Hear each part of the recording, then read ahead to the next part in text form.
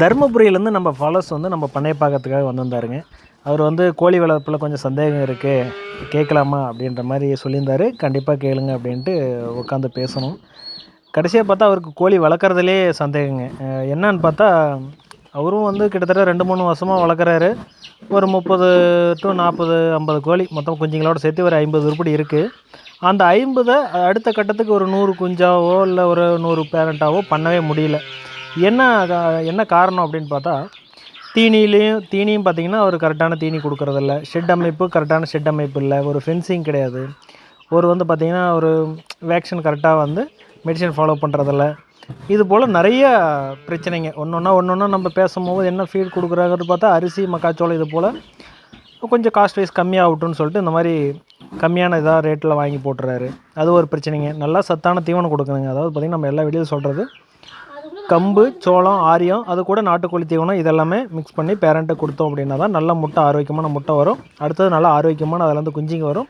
குஞ்சிங்க வந்து நல்லா ஆரோக்கியமாக வளருங்க. இல்லைனா வந்து சரியாக வளராது. கொஞ்ச நாள் வளர்ச்சி இருக்கும். அதுக்கப்புறம் பார்த்திங்கன்னா நக்க தொங்குறது இது போல் நிறைய கம்ப்ளைண்ட் இருக்கும். அதே போல் சிக்ஸ் வளர்க்கும் போது F1, IDB, லசோட்டா இதெல்லாம் ப்ராப்பராக நிறைய பேர் பண்ணுற கம்ப்ளைண்ட்டு குஞ்சிக்கு சொட்டு மருந்து கொடுங்கன்னு சொல்லிட்டு மொத்தமாக வாங்கிட்டு வந்து எதையோ ஒன்று போட்டு விட்றது. அந்த மாதிரி போடக்கூடாது. முறையாக தான் போடணும். நம்ம சொல்ல அவர் நோட் பண்ணிக்கிட்டார். அடுத்தது பார்த்திங்கன்னா கரெக்டான ஃபென்சிங் இருக்கணும். ஏன்னா கீரி தொந்தரவு, நாய் தொந்தரவு இருக்கும். அதில் 1-2 மிஸ் ஆகிடும். அடுத்து செட் அமைப்பு கரெக்டாக இருக்கணுங்க. செட்டு கரெக்டாக இருந்தால் தான், அதாவது பார்த்திங்கன்னா சிக்ஸுக்கு தனியாக இருக்கணும், பேரண்ட்டுக்கு தனியாக இருக்கணும். அவர் என்ன பண்ணியிருக்காருன்னா எல்லாமே முட்டுக்காக ஒரே இடத்துல வளர்த்துருக்காரு. ஒரே ஷெட்டுக்குள்ளே எல்லாமே நைட்டுனா ஓட்டி அடிச்சிடுவார். குஞ்சு கோழியோடு ஓட்டி ஷெட்டுக்குள்ளே அடைச்சிட வேண்டியது. அப்படி பண்ணவே கூடாது.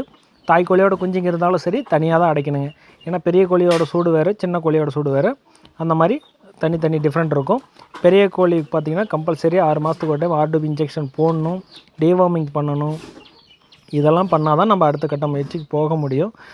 இது நம்ம பேசிகிட்டே இருக்கும்போது பார்த்திங்கன்னா இன்னொரு கஸ்டமர் வந்தாங்க. அவங்களுக்கும் இதே சந்தேகங்க. நானும் கோழி வச்சுருக்கேன், என்னால் அதிகமாக உற்பத்தி பண்ண முடியலன்ட்டு 2 பேரும் பேசிக்கிட்டாங்க. இதுதான் பிரச்சனை அப்படின்ற மாதிரி 2 பேரும் சேம் ப்ராப்ளம் தான்.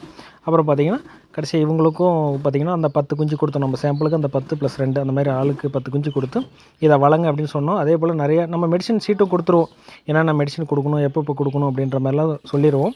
அதே ஃபாலோ பண்ணிக்கிட்டாங்க. நம்ம சொன்னதும் கேட்டுக்கிட்டாங்க. இது போல் உங்களுக்கும் கோழி வளர்க்க சந்தேகம் இருந்துச்சுன்னா கண்டிப்பாக நம்ம ஃபார்முக்கு கான்டாக்ட் பண்ணுங்கள். நேரில் வர முடிஞ்சால் நேரில் வந்துட்டு நம்ம எப்படி செட்டெல்லாம் அமைச்சிருக்கோம் அப்படின்றதெல்லாம் பார்த்திங்க அப்படின்னா ஒரு ஐடியா வரும். நன்றி, வணக்கம்.